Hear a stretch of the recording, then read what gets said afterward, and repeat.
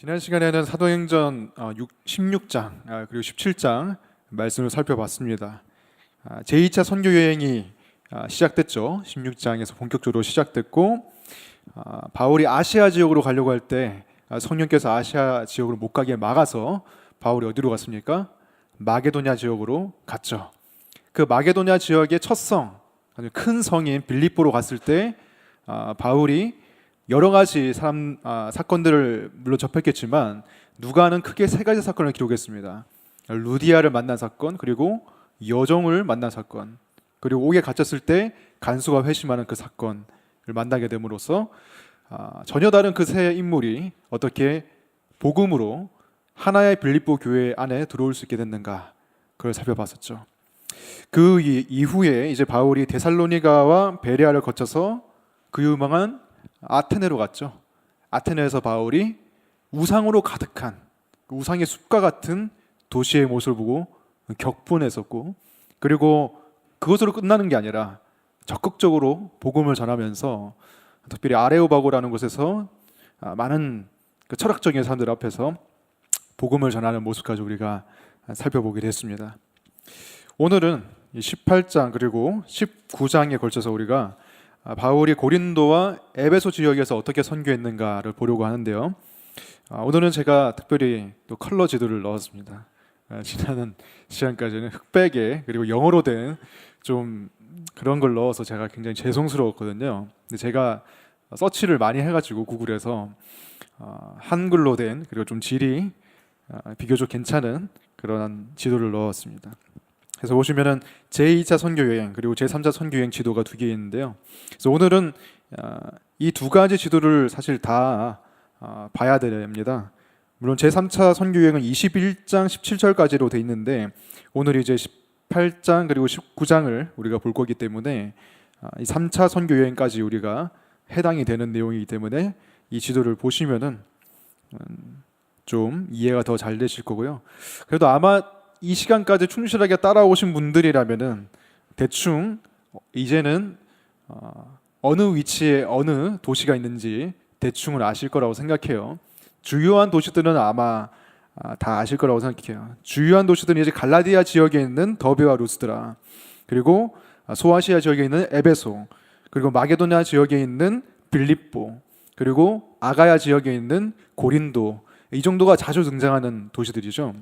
그와 더불어서 바울을 파송한 안디옥, 수리아의 안디옥 지역과 그리고 그 밑에 있는 가이사랴 지역, 그런 부분들을 여러분들이 익히 알고 계신다면은 성경을 보면서 이제 지명을 보고 당황하는 일은 별로 없을 거라고 생각됩니다.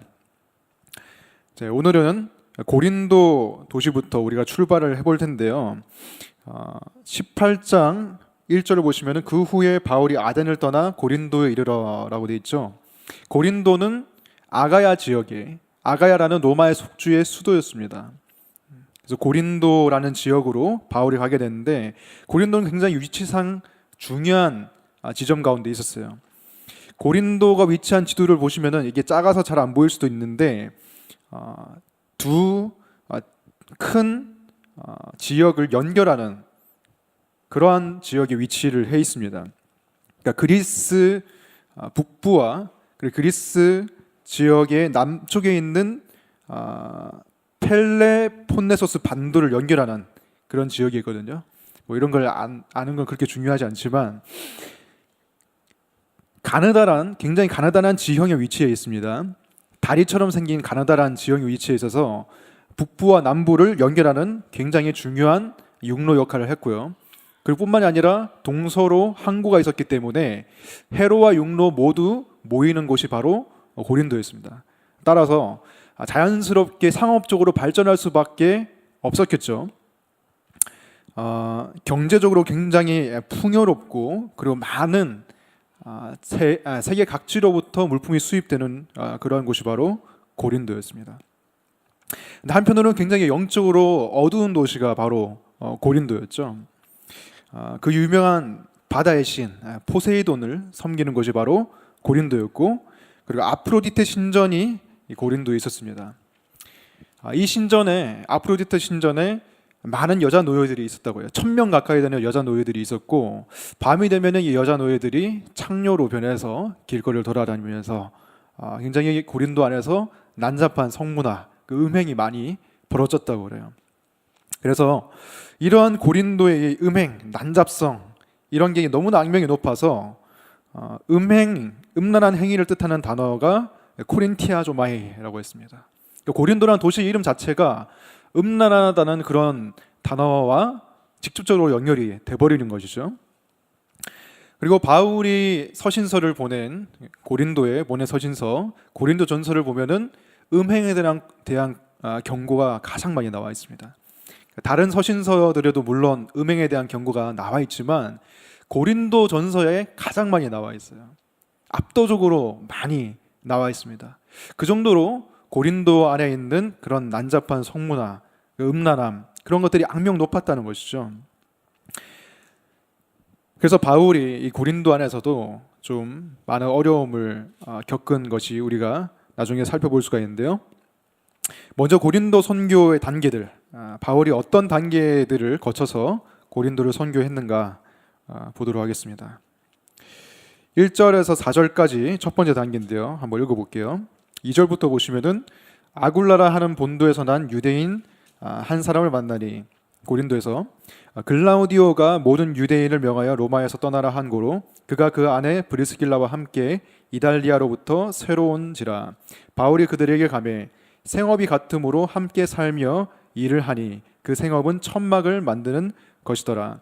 안식일마다 바울이 회당에서 강론하고 유대인과 헬라인을 권면하니라. 네, 바울의 첫 번째 선교 단계는 바울이 파트타임 사역을 했습니다. 자비량 선교를 했다는 것이죠. 주중에는 천막을 만드는 일을 했고 안식일에서는 회당에서 사역했습니다. 이 천막을 만드는 일을 할 때 파트너가 있었죠. 누굽니까? 브리스길라와 아굴라 부부와 같이 이 일을 했는데요. 바울이 로마서에서 16장에 보면은 이 브리스게와 아굴라 부부를 자신을 위해서 목숨을 내놓은 사람들이다, 그런 동력자다라고 말하고 있어요. 이 두 사람이 굉장히 바울에게 큰 도움을 줬다는 것을 우리가 알 수가 있습니다. 브리스길라 아굴라 부부가 어디에서 왔느냐? 2절에 보시면은 글라우디오, 로마의 황제죠. 로마의 황제가 로마에서 유대인을 쫓아내는 칙령을 발표를 했었죠. 그 칙령에 의해서 로마에서 쫓겨나서 고린도로 온 사람들이 바로 아굴라와 브리스길라였습니다. 바울이 이 사람들과 함께 천막을 만들면서 선교를 감당한 이유가 무엇인가? 데살로니가전서 2장 9절 강의 안에 보시면 나와 있죠. 그걸 보시면은 형제들아 우리의 수고와 애쓴 것을 너희가 기억하리니 너희 아무에게도 폐를 끼치지 아니하려고 밤낮으로 일하면서 너희에게 하나님의 복음을 전하노라. 바울이 폐를 끼치지 않기 위해서 일을 했다고 합니다. 그러니까 바울이 목회자가 아니고 선교사죠. 그러니까 바울은 가는 곳마다 개척을 할 수밖에 없습니다. 안정적으로 목회를 하면서 헌금을 받는 그런 사람이 아니라 가는 곳마다 개척해야 되는 사람이고, 가는 곳마다 바울과 함께 있는 사람들은 새신자들이에요. 그 사람들이 무슨 헌금을 이렇게 많이 줄 수가 없잖아요. 그러니까 바울은 복음 사역을 원활히 하기 위해서는 스스로 돈을 벌어서 선교를 감당해야 하는 그런 처지 가운데 있었습니다. 그래서 바울이 천막을 만드는 그런 고된 일을 하면서 안식일에는 회당에서 선교를 하고 평일에는 천막을 만드는 그런 투잡을 뛰었다라는 것이죠. 오늘날에도 이렇게 바울처럼 이중직을 하시는 분들이 많이 있습니다. 선교사님들도 그렇고 목회자들 분들도 이렇게 좀 작은 교회의 목사님들은 그렇게 투잡을 하시는 분들이 있어요. 이중직을 하시면서 자비량으로 목회를 하시고 자비량으로 선교를 하시는 분들이 있습니다. 거기에 장점도 물론 있죠. 그렇게 세속 가운데서 함께 일을 하면서 사람들과 그 자체로 선교가 될 수도 있고, 또 그리고 성도님들의 그런 노동의 고됨 그리고 일의 고됨을 헤아릴 수 있는 그런 장점이 있습니다. 근데 한편으로는 단점도 있죠. 뭐냐면은 사역에 집중할 수가 없습니다. 사역에 온전히 집중할 수가 없어요. 물론 집중하려면 할 수 있겠지만 풀타임 사역자만큼 사역에 온 정신을 쏟아놓고 성도님들을 더 잘 시간을 들여서 돌보고 상담해주고 말씀을 더 집중적으로 공부하고 연구해서 전하기에는 절대적으로 시간이 부족한 것이죠. 그래서 바울도 마찬가지였습니다. 바울도 이 당시에는 돈을 벌면서 또 사역을 해야 됐기 때문에 선교 사역에 100% 집중할 수는 없었어요.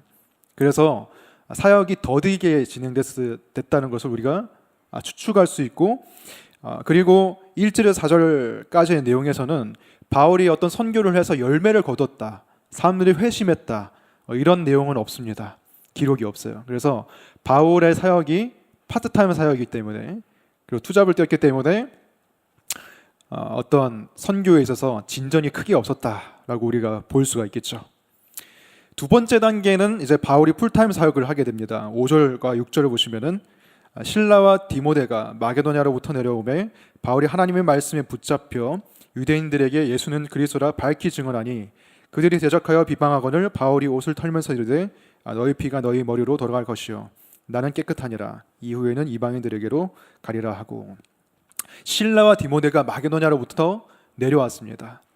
마게도냐에 특별히 빌립보에서 내려왔겠죠. 실라와 디모데가 빌립보에서 내려오면서 아마도 바울에게 빌립보 교회에서 모금한 그 후원금을 전달해 줬을 거예요. 그래서 빌립보서를 보면은 빌립보 교회가 바울에게 도움을 줬다, 재정적인 물질적인 도움을 줬다는 암시가 나와 있습니다. 그래서 바울이 빌립보서에 보면은 너희가 나의 괴로움에 참여한 것에 대해서 감사하게 생각한다, 이런 말이 적혀 있거든요. 실라 디모데가 내려와서 선교 후원금을 줘서 재정적으로 어느 정도 여유가 생긴 상황이고, 그리고 실라와 디모데가 함께 동역할 수 있는 환경이 됐기 때문에 바울이 더 집중적으로 사역에만 이제 헌신할 수 있는 그런 상황이 된 것이죠. 그래서 5절에 보시면은 하나님의 말씀에 붙잡혀라고 되어 있는데요. 새 번역에는 이 말을 말씀을 전하는 일에만 힘을 썼다라고 번역을 해놨습니다. 하나님 말씀에 붙잡혀라고 좀 더 은혜롭게 번역할 수도 있지만 어떻게 보면은 이 말씀이 풀타임 사역으로 번역이 될 수가 있어요. 하나님 말씀을 연구하고 전하는 일에만 힘썼다, 매진했다라고 볼 수가 있다는 것이죠. 그래서 이 바울의 모습을 볼 때 바울은 어쩔 수 없는 상황에서는 자신이 스스로 재정을 충당하면서 돈을 벌면서 사역을 했습니다. 그런데 후원을 받을 수 있고, 그리고 자신이 더 집중적인 사역 모드로 들어가야 되는 그 상황에서는 자비랑 선교가 아니라 후원을 받으면서 선교를 했다는 거예요. 어떤 사람은 선교를 할 때 무조건 자비랑 선교를 해야 된다라고 말합니다. 페이스 미션이라고 하죠. 믿음 가지고 하나님이 다 채워주실 거다, 후원자 모집하지 말고 그냥 스스로 돈을 벌든지 어떻게 해서든지 자비량으로 선교를 해라 라고 그것을 고수하는 선교 단체도 있고 그걸 주장하시는 분들이 있습니다. 근데 한편으로 어떤 사람들은 그건 말이 안 된다, 무조건 후원받아야 된다, 무조건 사람들한테 좀 뻔뻔하더라도 손을 벌려야 된다 라고 말하는 사람들이 있는데, 사실 둘 다 한쪽으로만 치우쳐서는 안 되는 것이죠. 상황에 따라 다른 거죠. 후원을 받을 수 있으면은 받고, 못 받으면은 자신이 벌면서 하는 거지 어느 하나가 성경적인 원칙이다라고는 볼 수가 없어요.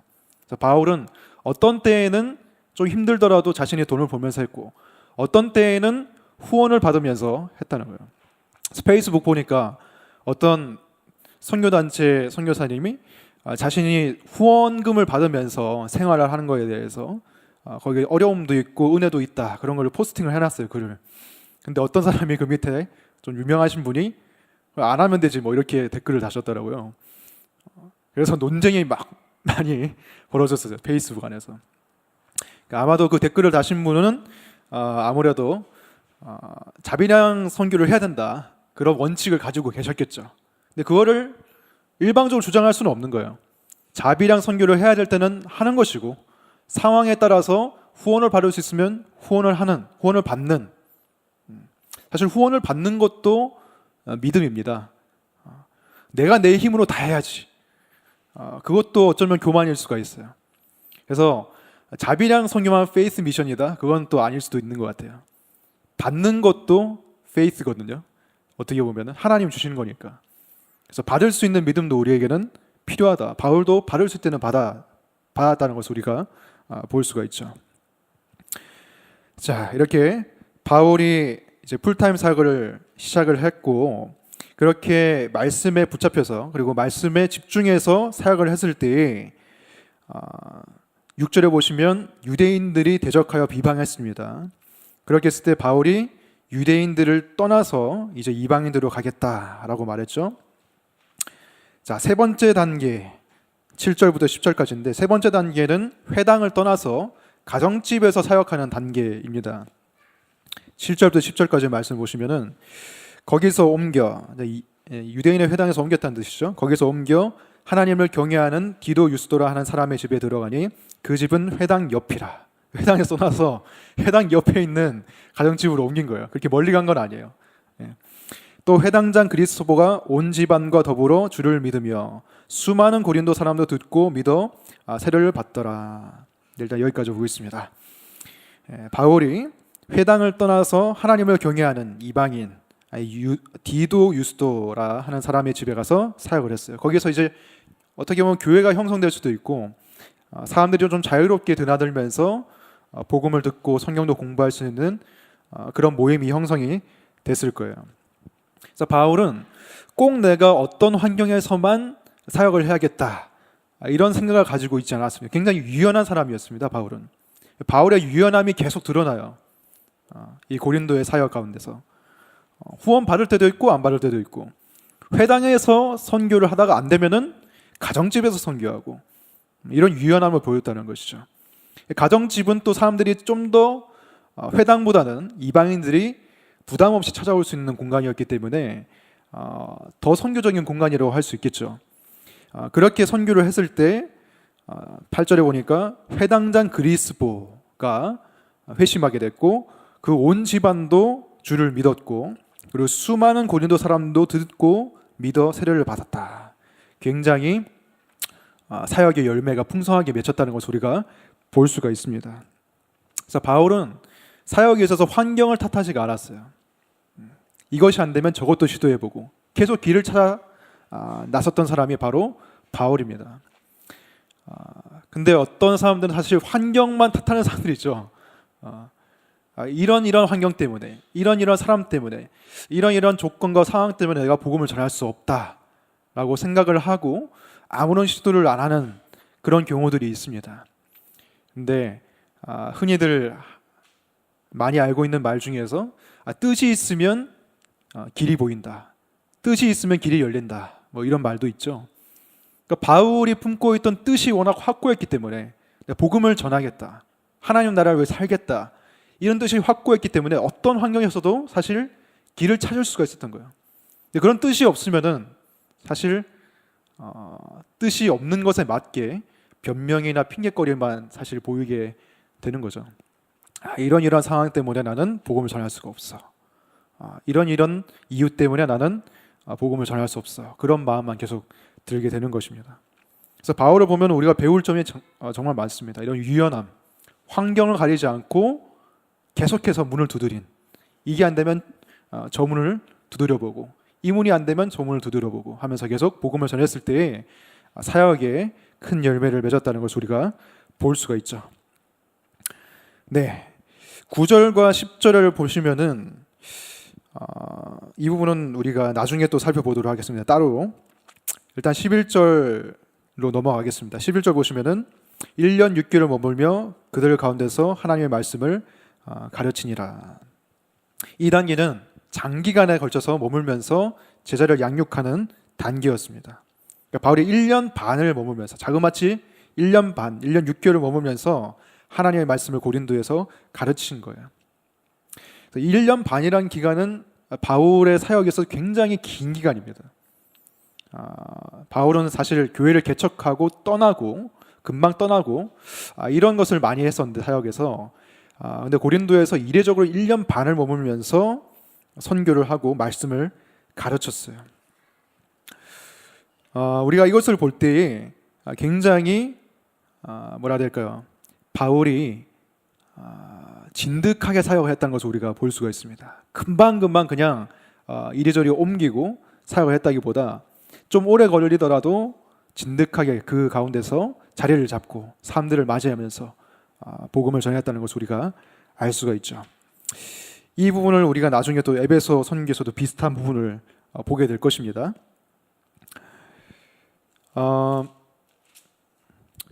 그 다음에 12절부터 17절까지 말씀은 바울이 좀 고난을 당하게 되는데요. 12절 보시면은 갈리오가 아가야 총독되었을 때에 유대인이 일제히 일어나 바울을 대적하여 법정으로 데리고 가서 말하되 이 사람이 율법을 어기면서 하나님을 경외하라고 사람들을 권한다 하거늘. 사람들이, 특별히 유대인들이 바울을 고발했습니다. 갈리오라는 총독 앞에 끌고 갔어요. 끌고 가서 바울은 율법을 어기면서 하나님을 경외하라고 한다. 이 두 개가 사실 말이 안 맞죠. 율법을 어기면서 하나님을 경외한다. 뭐라고 되죠? 모순 형용이라고 할까요? 그러니까 율법을 어기는데 어떻게 하나님을 경외할 수가 있냐? 유대인들의 입장에서는 그렇게 바울의 가르침이 보였다는 것이죠. 또 악의적으로 이렇게 포장을 하기도 했고요. 그러니까 바울이 가르친 것은 어떤 것이었다는 것입니까? 율법으로는 구원을 받을 수가 없다. 율법을 지키는 것으로는 구원을 받을 수가 없고 예수 그리스도를 믿음으로 하나님의 은혜로 구원받는 것을 가르쳤기 때문에 이 사람들은 그럼 율법을 어기면서 우리가 하나님을 경외해야 되나? 이렇게 받아들였다는 것이죠. 그래서 악의적으로 바울을 그렇게 고발을 했습니다. 그래서 갈리오 총독에게 끌고 가서 바울을 고발을 했는데 갈리오가 이렇게 말하죠. 14절 보시면은 유대인들에게 이르되 너희 유대인들아 만일 이것이 무슨 부정한 일이나 불량한 행동이었으면 내가 너희 말을 들어주는 것이 옳거니와 만일 문제가 언어와 명칭과 너희 법에 관한 것이면 너희가 스스로 처리하라. 나는 이러한 일에 재판장 되기를 원하지 아니하노라. 이것은 너희 종교적인 일이다. 기독교는 불법이 아니다. 너희들이 기독교가 불법이라고 고소를 하지만 내가 봤을 때 이거는 로마 법상에서 아무 문제가 되지 않는다. 그렇기 때문에 복음을 전하고 기독교를 포기하는 것은 아무 문제가 없다. 이런 것을 갈리오 총독이 정리해 줬다는 것이죠. 기독교가 불법처럼 여겨졌던 이유는 사실 유대인들이 시기했기 때문이죠. 이방인들로 구원을 얻는 것에 대해서 분개하고 시기했기 때문에 그들 입장에서 기독교가 불법처럼 보였던 것이 실제로는 복음은 아무 문제가 없었다라는 것을 보여주고 있습니다. 17절 보시면은 모든 사람이 회당장 소수대너를 잡아 법정 앞에서 때리되 갈리오가 이 일을 상관하지 아니하니라 라고 되어 있습니다. 회당장 소수대너를 왜 때렸냐? 아마도 이 회당장 소수대너도 기독교로 개종했을 가능성이 커요. 이 사람들이 회당장이면서 예수님을 영접했기 때문에 유대인들이 이제 갈리오 총독의 불리한 판결을 받고 나서 화가 나서 이 사람을 더 때리게 된 것이죠. 좀 흥미로운 사실은 이 소수대너의 이름이 고린도전서 1장 1절에 또 언급이 됩니다. 고린도전서 1장 1절에 보시면은 하나님의 뜻을 따라 그리스도 예수의 사도로 부르심을 받은 바울과 형제 소수대너는 이렇게 나옵니다. 고린도의 편지를 쓰면서 바울이 누구와 함께 쓰냐? 형제 소수대너와 함께 썼다라는 거예요.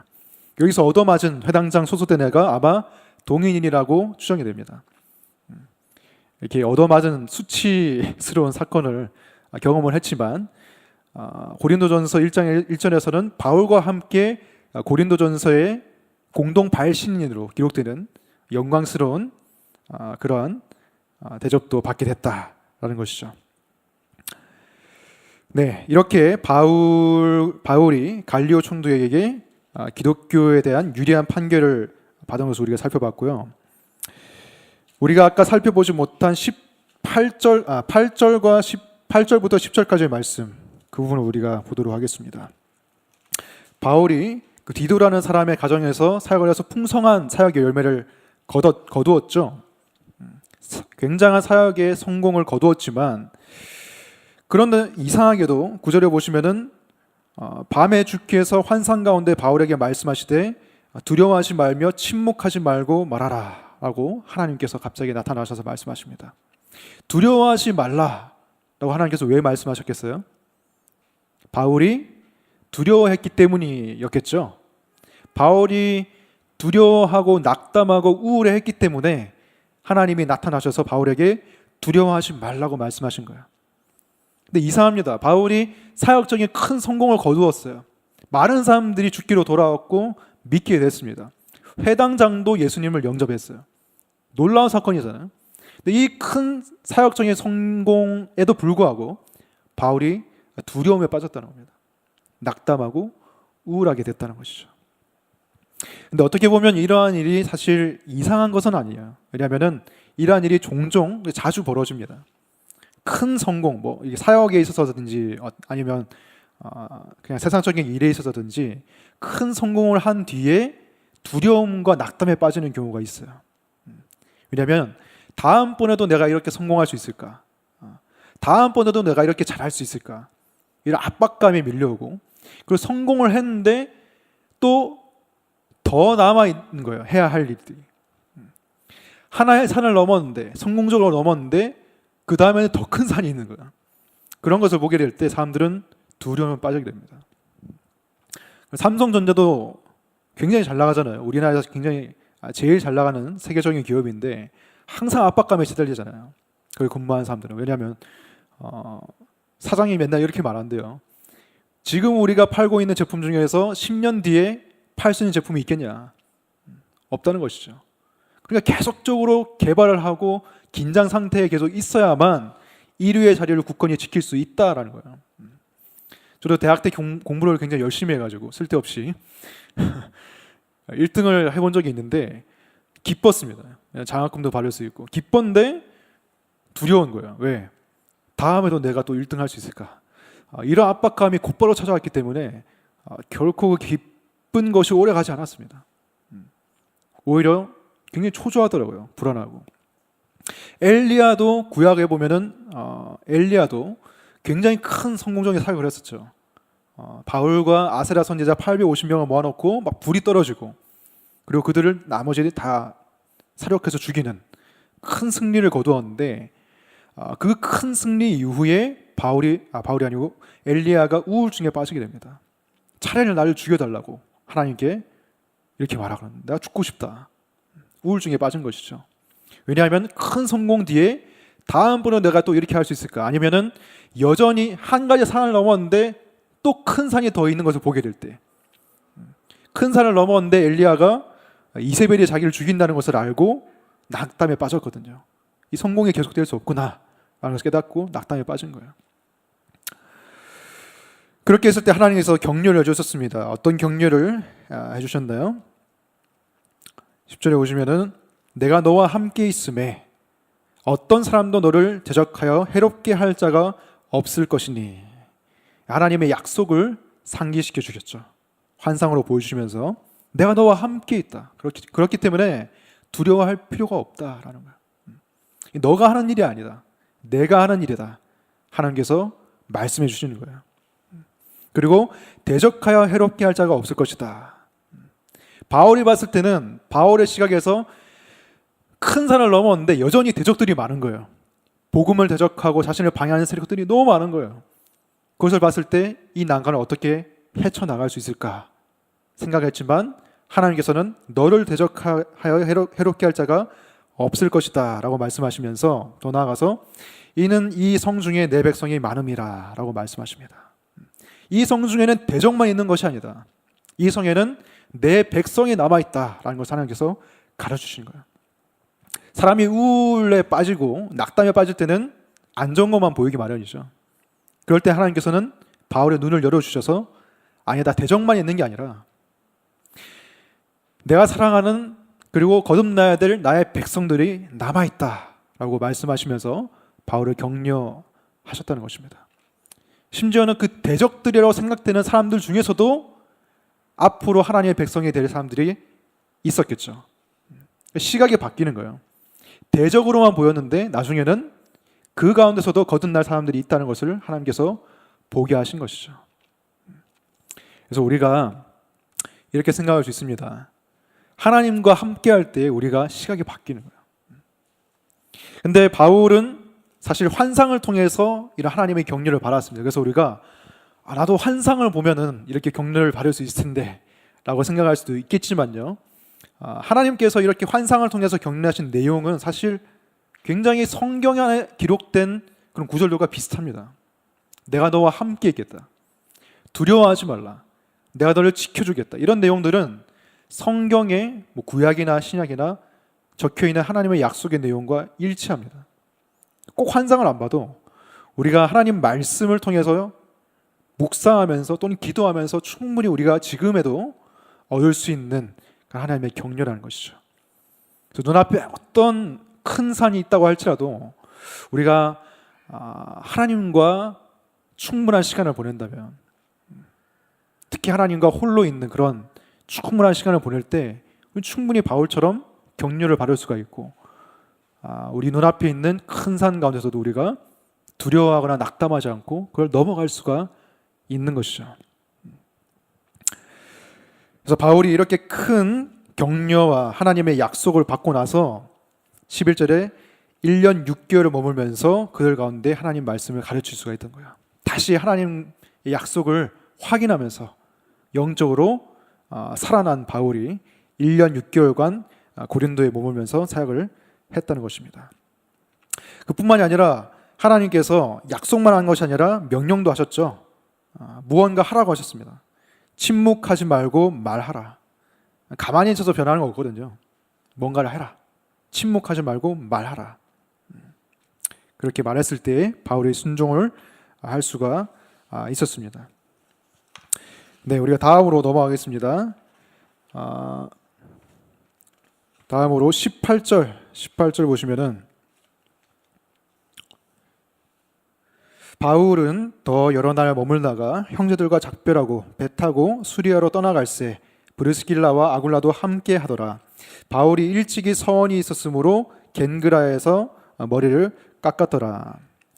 갈리오 총독 사건 이후에 바울이 형제들과 작별하고 수리아로 떠났다라고 되어 있습니다. 수리아에는 뭐가 있습니까? 안디옥 교회가 있죠. 안디옥 교회에 다시 귀환을 해서 선교 보고를 하려고 했던 것이죠. 이때 브리스길라와 아골라가 함께 동행을 했고, 그리고 바울이 겐그레아 항구에서 머리를 깎았다라고 나오는데, 이건 아마도 바울이 나시린 서원을 했기 때문에 머리를 깎았을 것이다 라고 우리가 추측을 할 수 있습니다. 나시린 서원을 하면은 술을 못 마셨죠. 일정 기간 동안 포도주를 안 마시고 일정 기간 동안에는 머리를 안 깎았다고 합니다. 그래서 바울이 그 기간이 끝난 이후에 이제 머리를 깎은 것이죠. 그리고 나서 바울이 19절에 오시면 에베소로 옵니다. 그러니까 수리아 안디옥으로 가는 도중에 에베소도 들린 거예요. 에베소에 와서 그들을 머물게 하고 자기는 회당에 들어가서 유대인과 변론하니 여러 사람이 더 오래 있기를 청하되 허락하지 아니하고 작별하여 이르되 만일 하나님의 뜻이면 너희에게 돌아오리라 하고 배를 타고 에베소를 떠나, 에베소는 잠깐 있다가 떠난 겁니다. 나중에 에베소를 다시 방문하게 됩니다. 그래서 22절에 가이사랴에 상륙하여 올라가라는 것은 무트로 올라갔다는 게 아니라 예루살렘으로 올라갔다는 거예요. 예루살렘으로 갈 때 그냥 올라간다 이런 관용어를 쓰거든요. 예루살렘 교회로 가서 교회의 안부를 물은 후에 안디옥으로 내려갔다라고 있습니다. 그리고 23절에 얼마 있다가 떠나 갈라디아와 부르기아 땅을 차례로 다니며 모든 제자를 굳건하게 하니라. 이 23절부터 이제 제3차 선교 여행이 시작되는 거예요. 여기서부터 이렇게 딱 이제부터 제3차 선교 여행 시작 이렇게 적어놓은 건 아니지만 이때부터 3차 선교 여행이 시작되는 것입니다. 그때에 그러니까 바울이 에베소에 있을 때에 알렉산드리아에서 난 아볼로라, 바울이 에베소에 있었던 건 아니고요. 24절에 보시면은 알렉산드리아에서 난 아볼로라 하는 유대인이 에베소에 이르니 이 사람은 언변이 좋고 성경에 능통한 자라. 근데 24절에 보시면은 아볼로라는 사람이 등장하게 됩니다. 아볼로라는 사람이 어떤 사람이냐? 유대인인데 알렉산드리아에서 났다는 거예요. 알렉산드리아는 굉장히 유명한 도시였습니다. 고대 사회에서 정말 탑 5에 들어가는 유명한 도시였는데요. 알렉산드리아가 누가 세운 도시입니까? 알렉산더 황제가 세운 도시죠. BC 4세기에 알렉산더가 이집트를 정복하고 그 알렉산드리아라는 아름다운 도시에 수도를 세운 것입니다. 이 알렉산드리아는 또 유명한 게 뭐냐면은 이곳에서 70인역이 만들어졌죠. 70인역이 뭡니까? 구약 성경을 그리스어로 번역한 것이 70인역이죠. 그리고 알렉산드리아에는 큰 도서관이 있었는데 이 도서관에 파피루스로 된 책들이 굉장히 많았다고, 50만 권이 있었다고 합니다. 50만 권의 파피루스가 소장되어 있었다라고 합니다. 지금도 책이 50만 권 있으면 굉장히 큰 도서관이겠죠.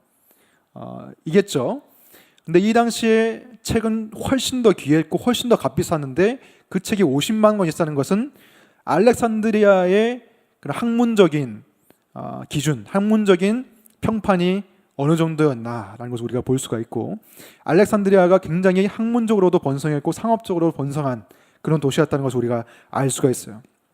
그래서 알렉산드리아에서 난 아볼로가 에베소에 이르렀는데 이 사람이 언변이 좋고라고 되어 있는데, 언변이 좋다는 것은 정말 언변이 좋았다라는 뜻일 수도 있고요. 그 당시에는 웅변술이라는 것이 학문과 동일시됐기 때문에 학문을 많이 익혔다라고 우리가 볼 수가 있습니다. 다른 성경에도 개역 한글에는 학문이 많은 자라라고 되어 있습니다. 근데 개역 개정에서 언변이 좋은 자라고 번역이 되어 있어요. 그러니까 이 알렉산드리아 출신 아볼로는 세상의 학문도 많이 배운 사람이고 동시에 성경에도 능통한 사람이었다는 거예요. 이 구절에서 우리가 이 구절들에서 아볼로가 얼마나 균형 잡힌 인물인지 우리가 살펴볼 수가 있는데요. 세상 학문에도 능통했고 성경에도 능통했기 때문에 세상 사람들에 대해서 너무나 잘 알고 있던 사람들이에요. 세상 사람들이 뭘 추구하는지, 뭘 관심이 있었는지. 그렇기 때문에 그걸 알면 성경을 통해서 그 사람들에게 진리를 더 잘 전해줄 수가 있는 것이죠. 25절에 보시면은 그가 일찍이 주의 도를 배워 열심으로 예수에 관한 것을 자세히 말하며 가르치나 요한의 세례만 알따름이니라. 이 사람은 열심도 있었고 지적으로도 굉장히 박식한 사람이었다는 거예요. 주의 도를 배워 열심으로 예수에 관한 것을 자세히 말했다. 자세히 말했다라는 것을 영어 성경에 보면 정확히 말했다고 되어 있어요. 정확히. 가르칠 때 그냥 대충 가르친 게 아니라 자세하고 정확하게 가르쳤다는 거예요. 그리고 그걸 지루하게 한 게 아니라 열심을 가지고 했다는 거예요. 어떤 사람은 열심은 있는데 잘못된 것을 가르치는 경우가 있습니다. 그러면 비진리를 사람들이 진리처럼 받아들이게 돼요. 저렇게 열정적으로 전하는 거 보니까 저게 진리겠구나. 듣는 사람들은 생각하는 거예요. 반대로 진리를 정확하게 전하는데 지루하게 전하면 사람들은 진리를 비진리로 받아들이게 됩니다. 근데 아볼로는 그 두 가지를 같이 가고 있었다는 거예요. 열심도 있었고 지적인 정확도도 가지고 있어요. 가르치는 자로서의 굉장한 모범을 보이고 있죠.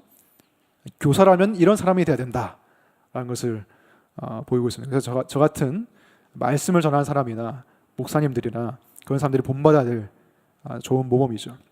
여러분들도 누군가에게는 또 선생이 될 수가 있습니다. 부모님이면 아이들에게는 선생이죠.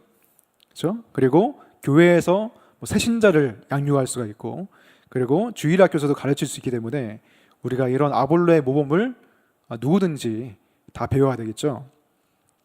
그리고 아볼로는 26절에 보니까 그가 회당에서 담대히 말하기 시작하거늘 브리스길라와 아굴라가 듣고 데려다가 하나님의 도를 더 정확하게 풀어 이르더라.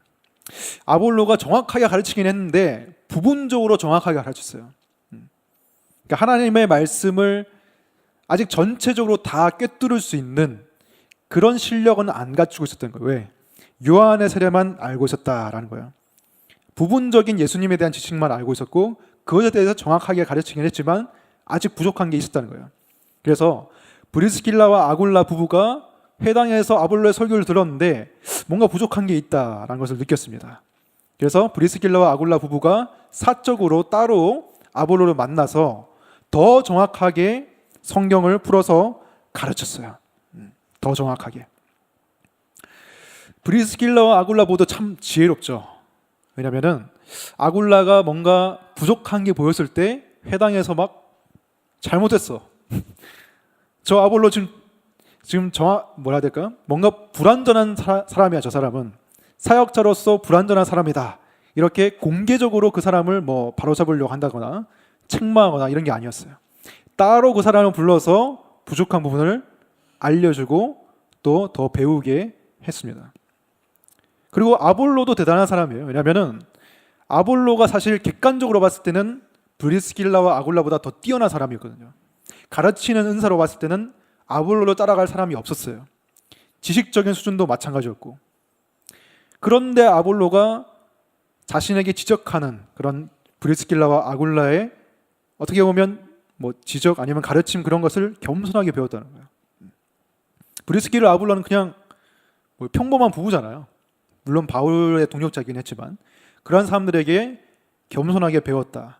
특히 여자인 브리스길라에게 남자인 아볼로가 이 고대 사회에서 겸손하게 배웠다는 것은 굉장한 일이에요. 사회적 기준을 뛰어넘은 거예요. 그래서 아볼로는 하나님의 말씀을 배울 수 있다면 누구에게서든지 내가 배우겠다. 이런 자세가 있었다는 것입니다. 이제 그렇게 아볼로가 브리스길라와 아굴라에게 가르침을 더 정확히 받고 아가야로 건너갔죠. 27절에 보시면은 아볼로가 아가야로 건너가고자 하므로 형제들이 그를 격려하며 제자들에게 편지를 써 영접하라 하였더니 그가 가매 은혜로 말미암아 믿은 자들에게 많은 유익을 주니 이는 성경으로서 예수는 그리스도라고 증언하여 공중 앞에서 힘있게 유대인의 말을 이기미러라. 아볼로가 아가야로 갔다는 것은 고린도로 갔다는 뜻입니다. 고린도로 가서 아가야가 사역을 참 잘했다는 것이죠. 그래서 고린도전서를 보면은 바울이 아볼로에 대해서 많이 언급하고요. 아볼로의 영향력에 대해서 많이 나와 있습니다. 그래서 고린도전서에 보면은 누구는 게바에게 속했다. 베드로파다. 누구는 아볼로에게 속했다. 뭐 이런 말을 하거든요. 고린도 안에 분파가 나뉘었다는 것이죠. 그만큼 아볼로의 영향력이 컸다라는 것이고 바울이 고린도전서 3장 6절에서 나는 심었고 아볼로는 물을 주었을 때 오직 하나님께서 자라나게 하셨나니 라고 말합니다. 고린도 교회를 세운 것은 바울이에요. 그런데 그 고린도 교인들을 더 성화시키고 자라게 도움을 준 것은 누구다? 아볼로였다는 거예요. 바울과 아볼로라는 걸출한 두 인물이 고린도에서 사역을 했는데 하지만 정말로 사람들을 자라나게 하신 분은 누구다? 하나님이다 라고 바울이 말하고 있습니다. 아무리 지식적으로 좋은 선생이 가르쳐줘도 성경의 지식이라는 것은 영적인 지식이잖아요. 영적인 지식이라는 것은 뭐예요? 하나님과의 관계에 대해서 말해주는 게 성경이기 때문에 그게 영적인 지식인 거예요. 영적인 지식은 그냥 지식적으로 잘 가르친다고 다 되는 게 아니죠. 하나님이 역사하셔야만이 그게 정말로 깨달아지기 때문에 하나님께서 자라나게 하셨다라고 말하는 것입니다. 이제 19장부터는 바울이 에베소에서 선교하는 내용이 나오게 되는데요. 에베소는 소아시아의 수도였습니다. 그리고 상업적인 중심지였고요. 그리고 에베소가 유명한 것은 이방 종교와 미신적인 관습들의 중심지였어요. 특별히 이 도시의 자랑거리는 뭐냐면은 큰 신전이었습니다. 아르테미스라는 여신을 섬기는 신전이었는데 아테네에는 파르테논 신전이 있었다고 했잖아요. 그 파르테논 신전의 4배 크기에 달하는 굉장한 규모를 자랑하는 것이 바로 아르테미스 신전이었다고 합니다. 그래서 고대 7대 불가 사이에 든다고 해요. 이 아르테미스 신전이. 왜냐하면 그 당시 기술로 어떻게 이런 신전을 지을 수 있었을까? 너무 기이하기 때문이죠. 최초로 그 건물 전체를 대리석으로 지었다고 해요. 아르테미스 신전이. 그리고 18m짜리 기둥이 127개가 있었다고 합니다. 그러니까 어떻게 이런 건축술이 그 당시에 있었을까? 불가사의에 했다는 것이죠. 그래서 이 신전이 너무 유명해서 많은 사람들이 이 신전에 와서 여신을 숭배하고 그리고 관광 목적으로도 와서 돈을 쓸어 담았습니다. 에베소가 돈을 쓸어 담고 이 신전 자체가 돈이 너무 많아가지고 은행 역할을 했다고요. 사람들한테 돈도 빌려주고 뭐 융자도 내주고 그런 돈을 굴리는 역할도 했다는 거예요. 그래서 이 에베소의 중심은 신전이라고 해도 과언이 아닌 것이죠. 그래서 아볼로가 고린도에 있을 동안에 바울은 다시 에베소로 오게 됩니다. 1절에 보시면은 아볼로가 고린도에 있을 때에 바울이 윗지방으로 다녀 에베소에 와서 어떤 제자들을 만났어요. 바울이. 그 제자들이 어떤 제자들이냐 우리가 한번 봅시다. 2절 보시면은 이르되 너희가 믿을 때 성령을 받았느냐 이르되 아니라 우리는 성령의 계심도 듣지 못하였노라. 바울이 이르되 그러면 너희가 무슨 세례를 받았느냐 대답하되 요한의 세례니라. 바울이 이르되 요한이 회개의 세례를 베풀며 백성에게 말하되 내 뒤에 오시는 이를 믿으라 하였으니 이는 곧 예수라 하거늘. 그들이 듣고 주 예수의 이름으로 세례를 받으니 바울이 그들에게 안수함에 성령이 그들에게 임하심으로 방언도 하고 예언도 하니 모두 12사람쯤 되니라. 바울이 어떤 제자의 그룹을 만났는데 이 사람들이 스스로는 그리스도인이라고 해요. 근데 바울이 봤을 때는 아닌 것 같은 거예요. 이 사람들이 그리스도인이라고 말은 하지만 바울은 영적인 분별력이 있잖아요. 복음을 아는 사람이기 때문에 딱 봤을 때 이 사람들은 복음을 모르는 사람이라는 게 분별이 된 거예요. 그래서 바울이 두 가지 질문을 합니다. 첫 번째 질문은 너희가 믿을 때 성령을 받았느냐? 이 질문이에요. 근데 이 제자들이 말하는 것은 아니다. 우리는 성령의 계심도 듣지 못했다 라고 말하는 거예요. 바울이 이상한 거예요. 두 번째 질문합니다. 너희가 무슨 세례를 받았느냐? 요한의 세례를 받았다 라고 말합니다. 그러니까 바울은 이런 부분이 이상했던 겁니다. 무슨 말이냐면 물 세례를 받으면 예수 그리스도를 믿고 세례를 받으면 그게 뭐예요? 믿음이 있다는 표시잖아요. 믿음이 있다는 게 확인됐기 때문에 세례를 받은 거잖아요. 그러면 바울의 이해에서는 성령도 받은 거예요. 물 세례를 받으면 성령도 받은 거예요. 근데 이 사람들은 보니까 성령도 몰라. 그러면 너는 세례를 받았냐? 했을 때 요한의 세례를 받았다라고 말합니다. 그러니까 예수 그리스도의 이름으로 세례를 받은 게 아니라 요한의 세례를 받았다. 이 말을 들으니까 바울이 딱 깨달은 거예요. 이 사람들은 복음을 모른다. 이 사람들은 크리스천이 아니다. 결론이 나게 된 것이죠. 그래서 바울이 요한이 말한 예수님에 대해서 설명을 해줍니다. 4절에 나와 있죠. 요한이 회개의 세례를 베풀며 백성에게 말하되 내 뒤에 오신 이를 믿으라 하였으니 이는 곧 예수라. 요한의 가르침을 풀어서 예수님에 대해서 더 말해줬다는 거예요. 그래서 5절을 보시면 그들이 듣고 주 예수의 이름으로 세례를 받으니 바울이 그들에게 안수함에 성령이 그들에게 임하심으로 방언도 하고 예언도 하니. 바울이 그들에게 설교하고 복음을 전하고 세례를 주고 안수를 하니까 그 사람들이 방언도 하고 예언도 했다라고 말합니다. 근데 이 본문을 가지고서 오순절 교파나 은사주의 운동을 하신 분들은 기독교인의 삶에는 두 가지 단계가 있다라고 말합니다. 그러니까 처음에 성령으로 인해서 거듭나는 게 있고 두 번째로 성령 세례를 받아가지고 방언도 하고 예언도 하게 된다라고 가르치게 돼요. 저도 예전에 대학생 때 수련회 갔을 때 정확히 이 본문을 가지고 어떤 목사님이 설교를 했습니다. 요한의 세례만 안다는 것은 뭐냐? 그냥 거듭났다는 것이다. 근데 우리에게 필요한 건 성령 세례다 라고 하면서 여기 계신 분들 다 방언 받아야 됩니다 이렇게 하면서 방언을 받도록 막 기도해 주시고 그런 것을 제가 겪었어요. 물론 저는 그때 방언을 못 받았지만 네. 저는 계속 이상한 생각하고 있었어요. 이게 아닌데 그 생각만 하고 있었고. 근데 정확히 잘못 해석한 거죠. 그죠? 이 사람들은 성령 세례를 받은 거지만 거듭나는 성령 세례를 받은 겁니다. 거듭나는 성령 세례밖에 없어요. 그 뒤에 성령의 충만함이 있을 뿐이지 어떤 성령 세례를 받아서 방언하고 그건 아닙니다. 그리고 어떤 사도 바울이 안수했을 때 방언을 했다고 해서 어떤 사역자가 안수하면 방언을 하게 된다. 이런 식으로 일반화시킬 수도 없는 것이죠.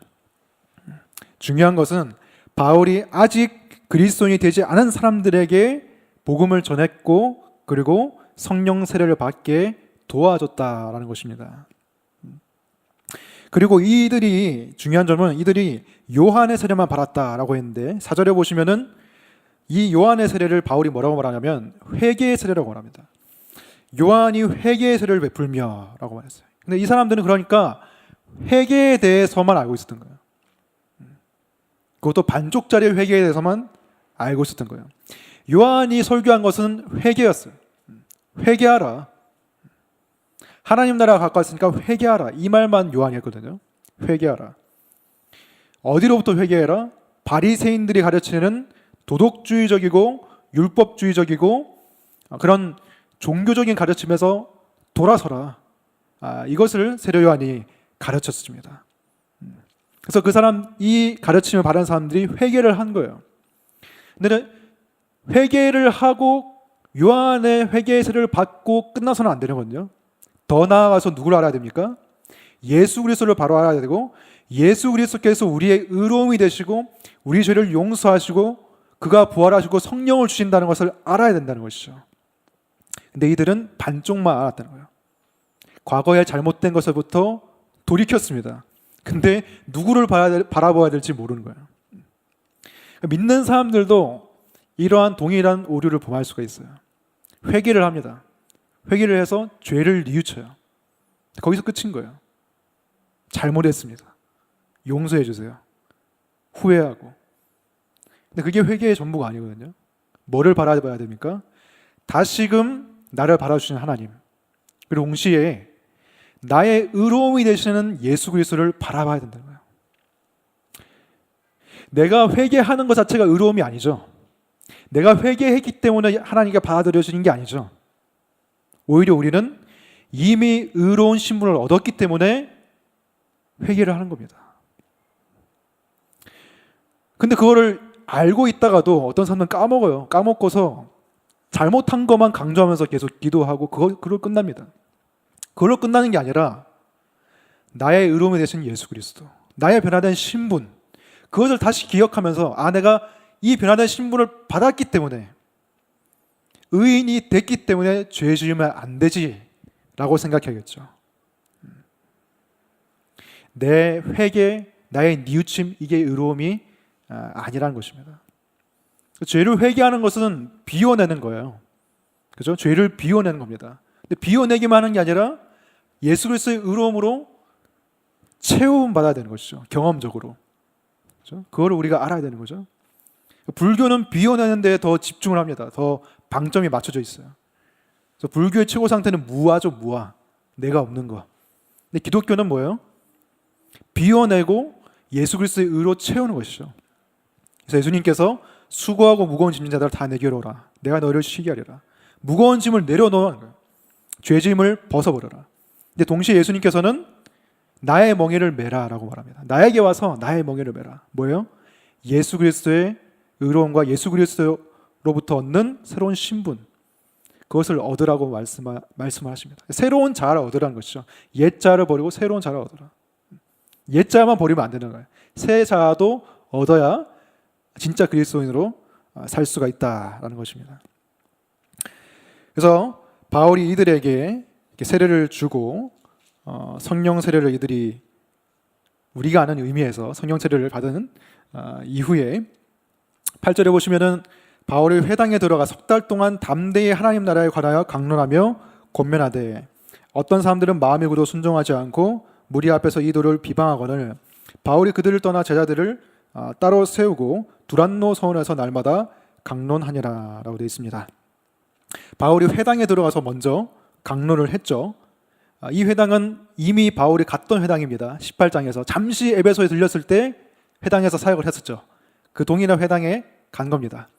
근데 그렇게 하나님 말씀을 강론을 했는데 역시 어떤 사람들이 마음이 굳어 순종하지 않았고 비방을 했을 때 바울이 또 다른 곳으로 가게 되죠. 고린도에서도 회당에서 사역했다가 대적들이 비방을 하고 이렇게 핍박을 했을 때 바울이 가정집으로 옮겨갔죠. 이번에는 바울이 어디로 옮겨갑니까? 두란노 서원으로 옮겨갑니다. 두란노 서원. 두란노 서원 생각하면 요즘 사람들은 기독교 출판사를 많이 떠올리게 되죠. 그래서 저도 두란노 서원에 대해서 정보를 좀 얻고 싶어서 검색을 했는데 다 출판사 얘기밖에 안 나오더라고요. 두란노 서원이 뭐냐? 두란노라는 사람이 운영하는 개인 학원이었습니다. 두란노는 사람 이름이었던 거예요. 두란노가 이렇게 우리나라 말로 보면은 두란노 굉장히 부드럽죠. 근데 영어로 보면은 티라노스라고 되어 있습니다. 티라노 아시죠? 그 말이랑 똑같은 거예요. 독재자 뭐 이런 뜻이에요. 압제자 뭐 이런 뜻이 티라노입니다. 아마도 이 학원을 다니는 학생들이 선생님을 독재자로 부르지 않았을까, 뭐 이렇게 추측하는 사람들도 있어요. 정확한 건 아닙니다. 아무튼 간에 두란노 서원에서 바울이 가르쳤는데 거기서 바울이 하나님의 말씀을 또 강론을 했죠. 그러니까 두란노 서원이라는 공간은 회당이라는 공간과 달리 비종교적인 공간입니다. 세속의 안에 있는 공간이죠. 사람들의 세계관으로 봤을 때. 그렇기 때문에 교인이 아는 사람들, 종교가 없는 사람들도 편하게 와서 바울에게서 가르침을 받고 복음을 들을 수 있는 곳이 바로 두란노 서원이었다는 거예요. 어떻게 보면 좀 중립적인 공간이라고 할 수 있죠. 사람들이 편하게 왔다 갔다 할 수 있는 그런 공간. 그러니까 바울이 앞서 말했지만 굉장히 유연하다는 것을 우리가 알 수 있습니다. 바울은 굉장히 유연해요, 선교적으로. 내가 어떤 장소에 가서든 복음을 전할 수 있다. 아테네에서도, 회당에서도 전하고 장터에서도 전했잖아요, 복음을. 지나가는 사람 그냥 만나면 붙잡고 얘기하면서. 여기서도 회당에서 안 되니까 학원에 가서 가르치는 거예요. 학원에 뭐 공강 시간 이럴 때 가서 사람들을 만나면서 가르친 거예요. 2년 동안. 우리 교회에서도 카페에서 사람들을 만나서 복음을 전하잖아요. 인카톡 사역이 그거잖아요. 잉글리시 카페 토크라고 해가지고 카페에서 사람들을 만나면서 복음을 전하는데 두 가지 모임이 있습니다. 첫 번째는 영어 성경 공부 모임이고 두 번째는 회화 모임인데 굉장히 의미가 있어요. 정말로 그 모임 가보면 제가 옆에 사람이 앉으면은 질문을 이렇게 합니다. 교회 다니세요? 이렇게 말해요. 그러니까 교회 다니는 사람이 올 거라고 저는 생각을 안 해요. 교회 안 다니는 사람도 오거든요.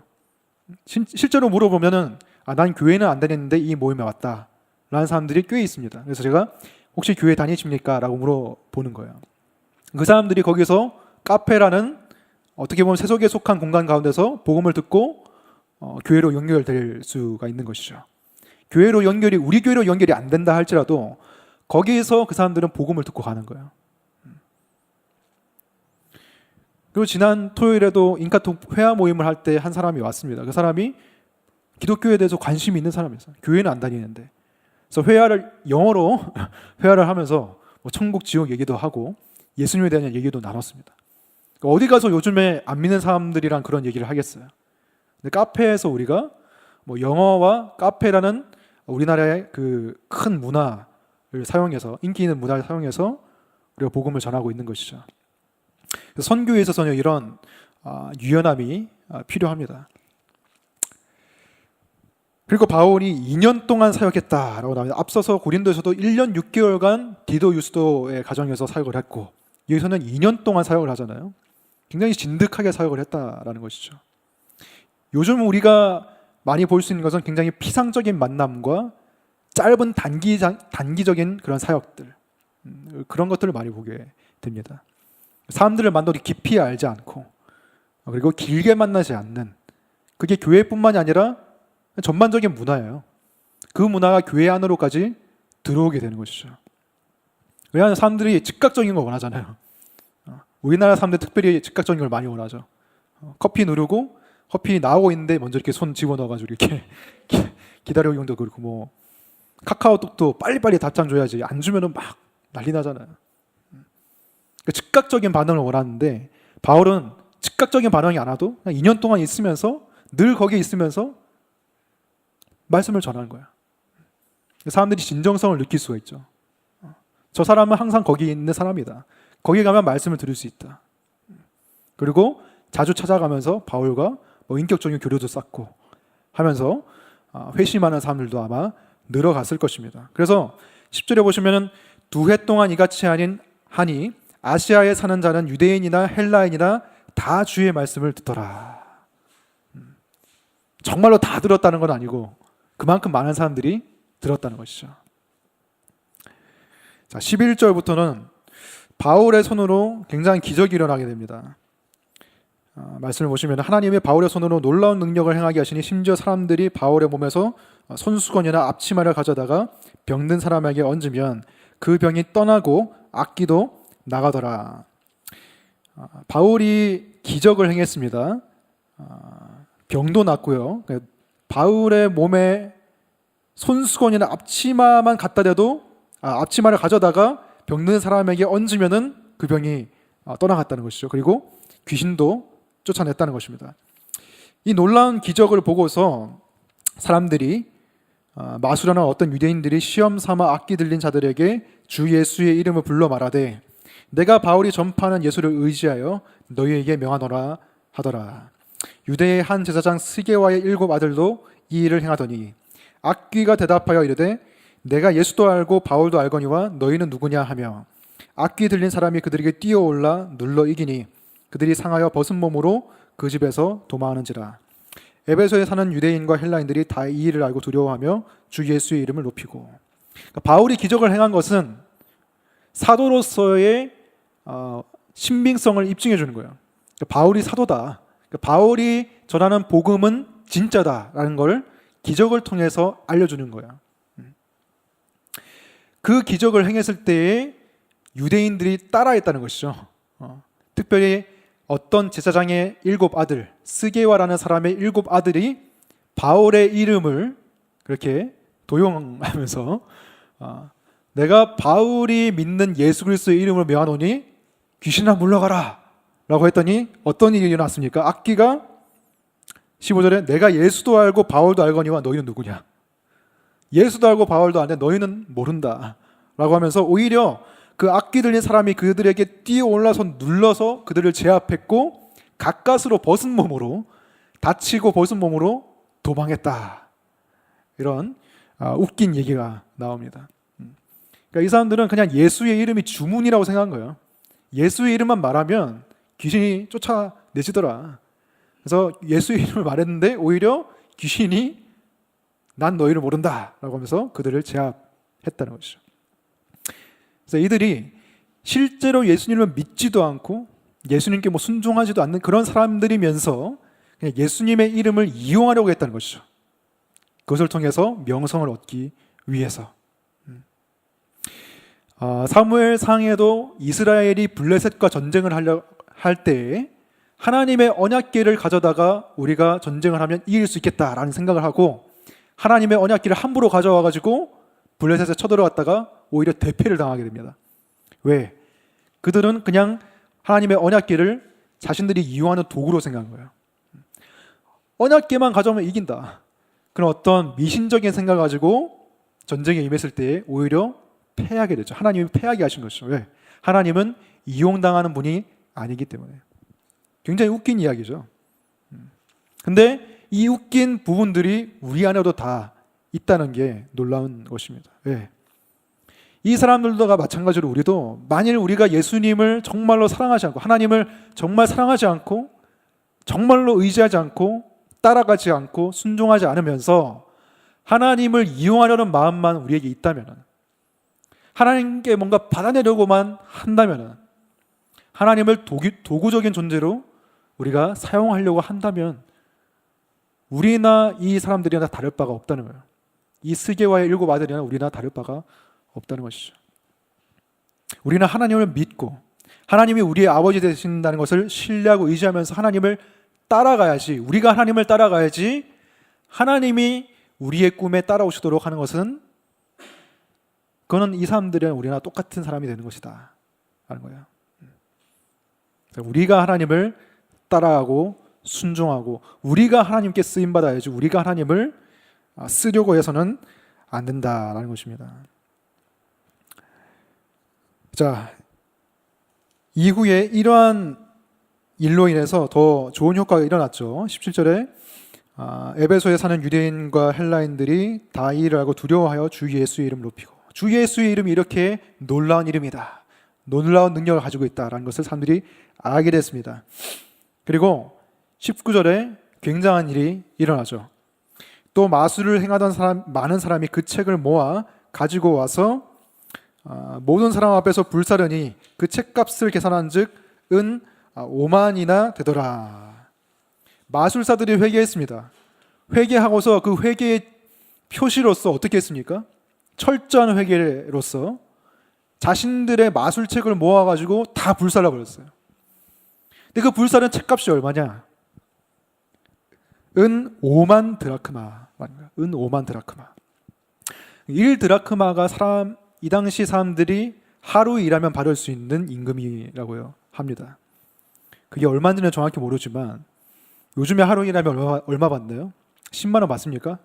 잘 모르겠는데 만약에 10만 원 계산하기 쉽게 10만 원이라고 하면은 5만 드라크마면은 50억 원이에요. 그러니까 이게 정확한 계산은 아니겠지만은 어쨌든 간에 굉장히 큰 액수죠. 이 큰 돈이 나가는 이 책, 그 귀한 책을 다 불살라 버렸다는 것은 무슨 의미입니까? 이제 이 책보다 누가 더 귀중하다라는 거예요? 예수 그리스도가 더 귀중하다. 이 책들이 불살라져도 우리에게는 누가 있다? 예수 그리스도가 있다라는 것을 표현한 것이죠. 우리가 하나님을 높이는 여러 가지 방법이 있지만 정말 중요한 방법은 뭐예요? 우리가 중요하게 여기는 것을 그것보다도 예수님을 더 중요한 분으로 여기는 것. 우선순위의 문제죠. 예수님과 내가 사랑하는 어떤 것, 이 두 가지 중에 양자택일을 해야 된다. 그러면 예수님을 고를 수 있겠는가? 이 사람들의 입장에서는 마술책을 고를래, 예수님을 고를래 라고 했을 때 예수님을 고르고 마술책은 불살라 버린 거야. 그 가운데서 예수 그리스도의 이름이 높임을 받은 것이죠. 우선순위의 문제라는 것입니다. 우리의 삶의 우선순위가 정말 예수 그리스도께 있느냐, 우리가 정말 가치 있게 생각하는 대상이 예수님이냐 아니면 내가 가지고 있는 어떤 것이냐. 많은 사람들이 기독교 신앙을 시작할 때, 복음을 믿었을 때는 예수님이 가장 귀하다고 말합니다. 근데 보통 청년 때 믿었다가 대학생 때 믿었다라고 치면은 그때는 엄청 뜨거웠다가 점점 결혼하고 직장도 가지고 아이도 낳고 이렇게 하면은 그게 사라져요. 안 사라지는 사람도 있지만 삶의 목표가 그냥 안정적인 생활을 유지하는 것으로 바뀌게 됩니다. 처음에 예수님 만났을 때는 예수님이 나의 삶의 목적이다라고 말하는데 나중에 점점 배우자도 생기고 자녀도 생기고 가족도 생기고 이렇게 하면서 그냥 평범하게 안정적으로 사는 게 삶의 목적이에요. 사람들이 평범하게 사는 게 다 꿈이잖아요. 제가 아는 형도 맨날 저한테 카톡하면서 난 평범하게 살고 싶다 이렇게 하는데 연봉 얼마 받고 아파트 어디 살고 그런 얘기를 하더라고요. 형 평범하게 저도 그렇게 살고 싶어요 라고 말하는데 다 그렇게 살고 싶은 것 같아요. 그게 삶의 목적이 된 것 같아요. 그 가운데서 예수님은 사라지는 거예요. 그냥 하루하루 안락하게 유복하게 사는 게 사람들의 목적이 됐다는 겁니다. 근데 그것과 예수님을 따르는 게 충돌될 때가 분명히 있을 거예요. 물론 없을 수도 있겠지만 그것이 있을 때 정말 우선순위를 어디에 놓을 것이냐, 예수님께 놓을 수 있겠냐라는 것이죠. 그래서 우리가 그것을 되돌아봐야 됩니다.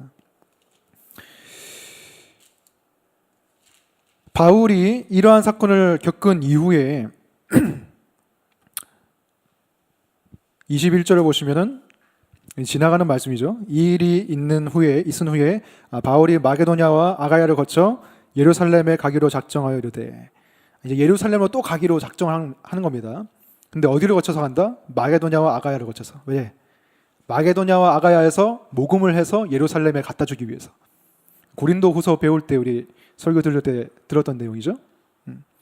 그리고 바울이 예루살렘만 가기로 한 게 아니라, 계획한 게 아니라 어디로 가겠다? 내가 후에 로마도 보아야 하리라. 로마까지 갈 계획도 세우고 있고 진짜 그렇게 되죠. 그리고 바울이 어디로 갈 계획까지 세우게 됩니까? 로마서에 보면은 서바나로 가야겠다라고 말합니다. 그래서 서바나로 가게 될 것을 후원해달라고 로마서에 말하고 있죠. 그러니까 복음을 땅끝까지 전하고 싶은 거예요. 바울은 로마에도 전하고, 그리고 그 당시에 세계 끝이라고 생각됐던 서바나에도 전하야겠다라고 생각한 것입니다. 그리고 자기를 돕는 사람 중에서 디모데와 에라스도 두 사람을 마게도냐로 보내고, 자기는 아시아에, 즉 에베소에 얼마 동안 더 있으니라. 바울이 에베소에 얼마 동안 더 있으면서 일어난 사건이 바로 에베소에 일어난 폭동 사건입니다. 이 사건을 제가 설명을 해드리면은, 바울의 사역으로 인해서 우상을 만드는 사람들이 수입이 줄어들었어요. 이 비슷한 일이 있었죠. 빌립보에서도 여종을 구해줬더니 여종으로 말미암아 돈을 벌고 있었던 사람들이 바울을 고발했잖아요. 마찬가지로 이때도 우상을 만드는 사람들이 이제 바울이 복음을 전함으로 말미암아 수입이 떨어질 것 같으니까 바울을 고발하려고 했던 것이고 막 선동을 합니다. 사람들을. 특히 데메드리오라는 사람이 24절에 보시면은 데메드리오라는 사람이 우상을 만드는 사람인데 그 사람이 선동을 해요. 그 사람이 하는 말이 뭐냐면 25절에 보시면 그가 그 직공들과 그러한 영업하는 자들을 모아 이르되 여러분들 알거니와 우리의 풍족한 생활이 이 성읍에 있는데 라고 말해요. 이게 핵심이에요. 바울을 왜 고발하냐? 종교적인 이유가 아니에요. 우리의 풍족한 생활이 이 성읍에 있는데 이 풍족한 생활, 안락한 생활, 유복한 생활을 우리가 누려야 되는데 못 누리게 됐다는 거예요. 바울 때문에. 그래서 사람들을 선동합니다. 근데 선동할 때는 다른 명분을 내세우죠. 뭐라고 합니까? 27절에 보시면 우리의 이 영업이 천하해질 위험이 있을 뿐 아니라 우리 직업이 천하게 된다. 그리고 큰 여신 아데미의 신전도 무시당하게 된다. 우리가 섬기는 아데미의 명성도 무시당하게 될 것이다. 온 아시아와 천하가 위하는 그의 위엄도 떨어질까 하노라 하더라. 근데 이건 대의 명분이고 진짜 이들을 열받게 한 건 뭐예요? 우리의 풍족한 생활이 위협받는다. 이겁니다. 그리고 풍족한 생활을 투영한 신이 뭐예요? 아데미죠. 아데미란 여신을 통해서 풍족한 생활을 누리려고 했던 것이죠. 그래서 바울을 고발하고 싶었는데 그리고 그거를 골차로에서 시위를 하려고 했는데 이 사람이 이제 바울이 아니라 누구를 끌고 갑니까? 막 시위를 하니까 이 사람들이 막 광적으로 변하게 됐어요. 28절에 보시면 그들이 이 말을 듣고 분노가 가득하여 외쳐 이르되 크다 에베소 사람의 아데미여, 크다 에베소 사람의 아데미여, 이걸 계속 말하면서 막 시위를 하는 거예요. 그렇게 하면서 29절에 가이오와 아리스타고를 붙들어서 가게 되죠. 그래서 여러 가지 일들이 있게 되는데요. 이 시위를 진정시키게 되는 사람이 바로 서기장입니다. 에베소의 서기장 35절에 보시면은 서기장이 무리를 진정시키고 이르되 에베소 사람들아, 에베소 시가 큰 아데미와 제우스에게서 내려온 우상의 신전지기가 된 줄을 누가 알지 못하겠느냐 라고 하면서 세 가지를 말해요. 첫 번째는 37절에 보시면은 신전의 물건을 도둑질하지도 아니하였고 우리 여신을 비방하지도 아니한 이 사람들을 너희가 붙잡았다. 첫 번째, 이 사람들은 범죄자가 아니다 라는 거야. 바울을 비롯해서.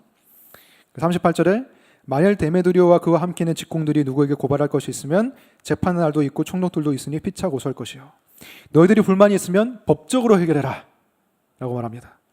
그리고 40절 보시면은 오늘 아무 까닭도 없는 이 일에 우리가 수요 사건으로 책망받을 위험이 있고 우리는 이 불법 집회에 관하여 보고할 자료가 없다.